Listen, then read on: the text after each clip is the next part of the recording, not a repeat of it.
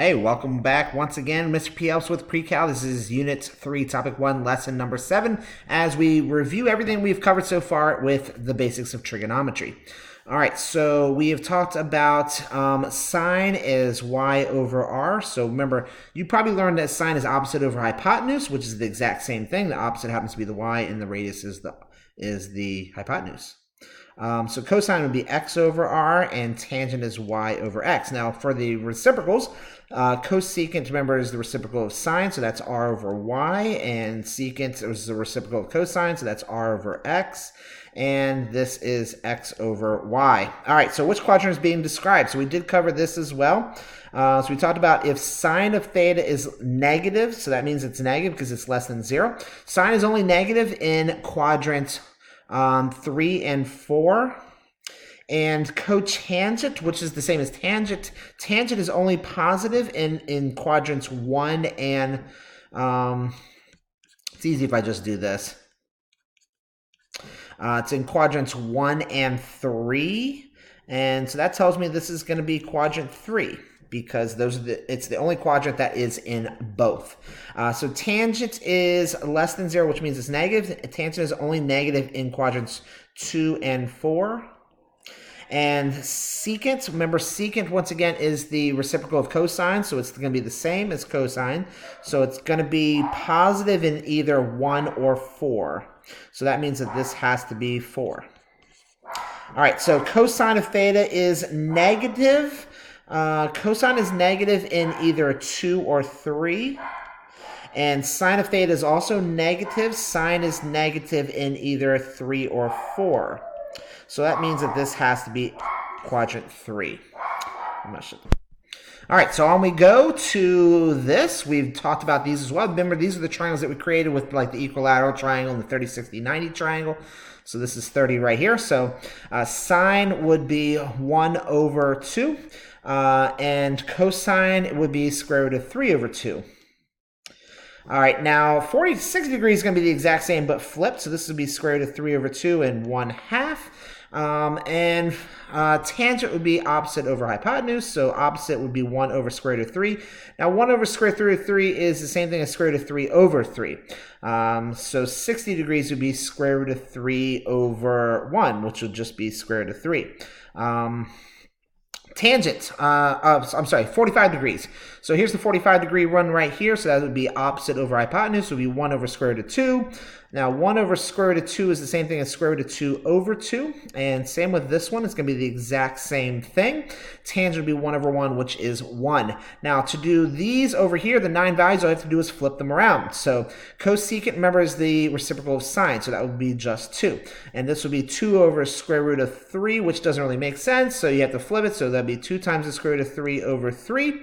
And then cotangent would be this flipped around, so that would be square root of 3 over 1, which would just be square root of 3. All right, so 45 degrees, this is going to be square root of 2 over 1, which is just square root of 2.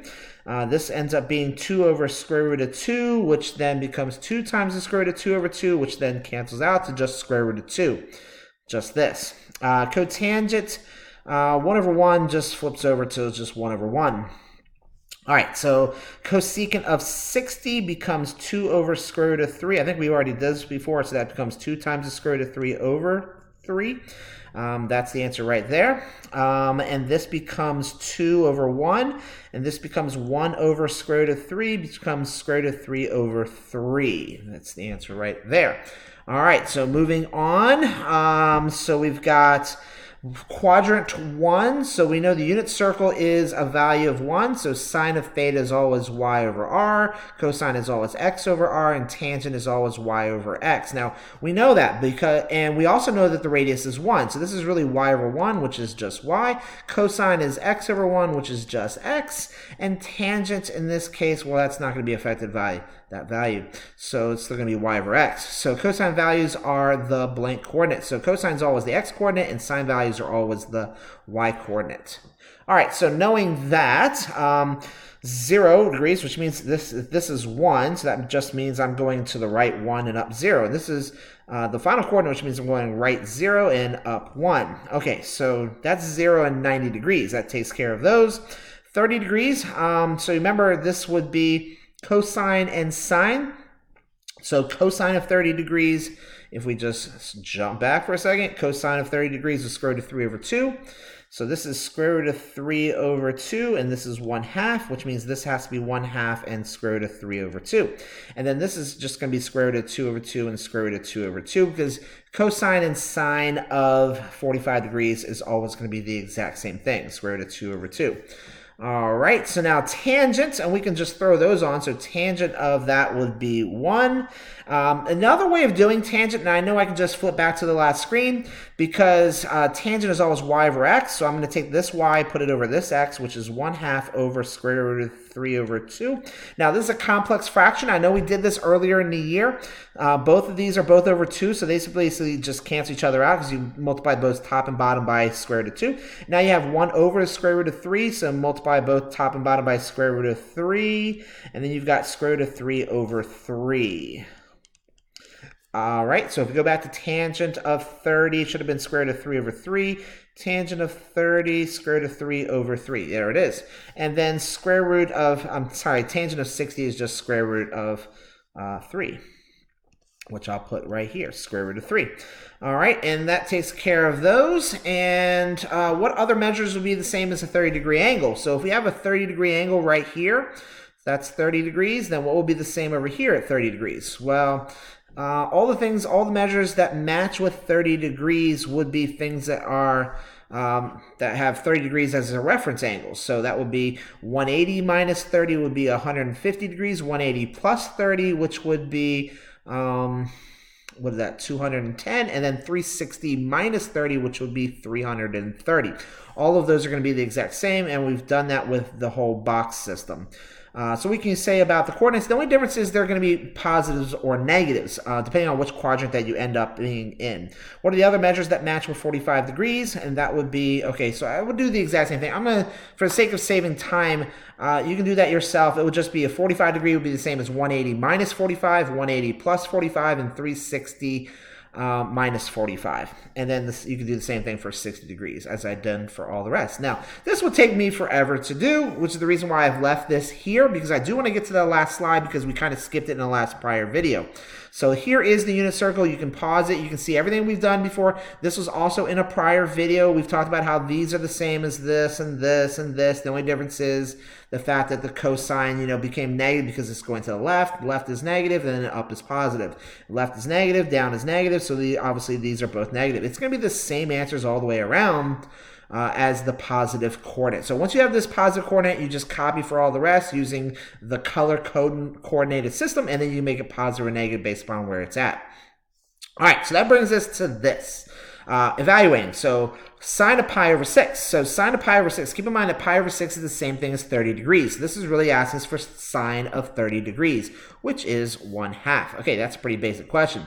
5 pi over 4. Now, think about 5 pi over 4. 4 pi over 4 would be halfway around. It's asking us for cosine, and cosine, remember, is the x, and sine is the y. So we're looking for 5/4, which is really just 1/4 more than halfway around the circle. So that would be just 45 degrees. This is really asking you for cosine of 45 degrees in this quadrant. So cosine of 45 degrees is right here, which is negative square root of 2 over 2. Negative square root of 2 over 2. And the reason why it's negative is because it's going to the left, because it's the x. Cosine is the x, and sine is the y. All right, so tangent of 5 pi over 3. Now, first ask yourself, well, tangent is going to be the same, so it's going to be y over x. Tangent, so it's over 3, which means it's going to be 60 degrees. There's 5 60 degrees, so that's be 300 degrees. So I know this is in quadrant 4. And since it's in quadrant 4, so then it's going to be a negative. I know that because tangent in quadrant 4 is always negative. It's not positive. It's only positive in quadrants 1 and 3. And then I ask myself, well, what's 60 degrees? What's tangent of 60 degrees? That's really all you need to know. Tangent of 60 degrees is square root of 3. So it's negative square root of 3. All right, so there's just a lot of thinking going through with all of these questions, and they take some time. I'm going to do a couple more. I know I'm at the 10-minute mark. 3 pi over 2. So keep in mind that pi over 2 is 90 degrees. 3 pi over 2 would be 3 sets of those. So that's really 270 degrees. So sine is really just the y coordinate at 270 degrees. This is the x, this is the y, so that becomes -1. Okay, that was a pretty basic one. Cosine of pi. Now, this is also a pretty basic question. This is a pretty easy one. So, because pi distance around is halfway around, and cosine is just the x, and the x at halfway around is -1. So this one's also -1. Pi over 2 is 90 degrees. Tangent of 90 degrees is y over x. So if I go back here and I put y over x, that doesn't make any sense. 1 divided by 0 would be undefined. That doesn't have a solution. All right, 7 pi over 4. So 7 pi over 4, anything over 4, keep in mind, is going to be 45 degrees. So this is 745 degrees. If I multiply that, 35, what is that, 28 plus 3, 31, that's 315 degrees. So I know this is in quadrant 4. I'm just trying to figure out which quadrant it's going to be in first. Since it's in quadrant 4, I know it's going to be negative, and because tangent is always negative in quadrant 4. And remember that 7/4 is just 1/4 less of all the way around. So this is 45 degrees. Well, it's 45 degrees less than 360. So it's going to be the same as a reference angle of 45 degrees. And tangent of 45 degrees is 1. So I know this is -1. That's my understanding. 4 pi over 3. So anything over 3 is 60 degrees. 4 times 60 is really a 240 degree angle. 240 degree angle is going to be in quadrant 3. And I know in cosine in quadrant 3, is always going to be a negative. So that tells me the answer is going to be a negative right away. So it's over 3, so I know it's the same as a 60 degree angle. So I go back, cosine of a 60 degree angle right here. Cosine is always the x, so it's -1/2. All right, as you can see, each one of these is quite a process. So you have to really think it through, but it's just using all the logic that we have done up to this point. 11 over 6. So 12 over 6 would be all the way around, and 6 is 30 degrees. So therefore, this is 30 degrees short. This is a 330 degree angle. And since it's sine, then we know it's going to be a negative, because sine is always negative in the fourth quadrant, in the third quadrant, to be at that. But let's just say I didn't know that. So we know that sine is always y over r, and we know it's just the y coordinate. And so this is a 30 degree angle. So 30 degree angle in quadrant 4 is right here. This is the x, this is the y. So it's -1/2. Now, I just gave you 2 ways of knowing that it was negative. I knew it was negative because the quadrant is in, or we just looked at the answer, basically just found it, because sine of 30 degrees is always 1/2, but it's in quadrant 4, so it's -1/2. All right, pi over 4. So we know it's a 45 degree angle. They're all positive, so I know this is going to be a positive answer. Sine of 45. Remember, sine is always the y, 45 degrees. This is the x, this is the y, and it's square root of 2 over 2. Actually, it didn't matter because cosine would have been the exact same thing. It's just square root of 2 over 2. 2 more of these, I'm going to call it quits. So cosine of 5 pi over 6. Anything over 6, keep in mind, is a 30 degree angle. 5 times 30 degrees is a 150 degree angle. This is a 150 degree angle, which means it ends up being in quadrant number 2. And which means that this is going to be a negative, because cosine is always negative in quadrant 2. So 150 is a 30 degree angle. So we're looking at cosine at a 30 degree angle. It's -3 over 2. Negative square root of 3 over 2. And one more. So it's over 6, so it's out of 30 degrees. 7 times 30 degrees is 210 degrees, which means I'm going to be in quadrant 3. And if it's tangent in quadrant 3, then you know it's going to be a positive, right? Because tangents are always positive in quadrant 3. And 7/6 is, once again, that's 30 degrees. Tangent of a 30 degree, all I got to do is go back here and see. Well, tangent of 30 degree angle is square root of 3 over 3. And it's also positive because it's in quadrant 3. All right, I'm going to end it right there. Thanks again for watching. Actually, I was running out of time anyway. And have a great day.